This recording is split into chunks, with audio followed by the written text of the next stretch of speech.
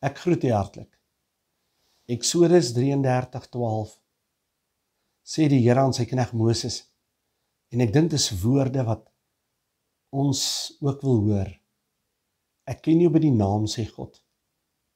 En hierdie mooi gedeelte, jy het genade in my oë gevind.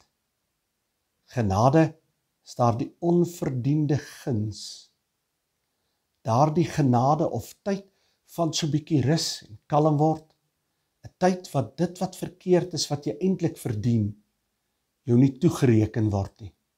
Jy nie kry wat jy verdien nie. Genade sê dat dit weggehou word en jy ontvang dit wat jy nie verdien nie, gratis en verniet. Met 'n omgee hart van deernis, om toe te sien dat dit beter met jou kan gaan en iets met jou kan gebeur as die gewone stand waar nie is. Ons leef vanuit daai volheid, sê Johannes 1:16, uit daardie volheid. En dan maak hy dit, hy skryf dit, genade op genade.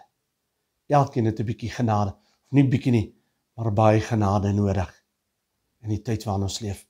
Genade op genade.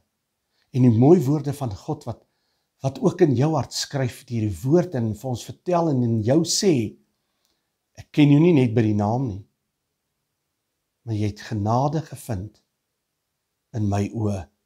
Die Here seën jou.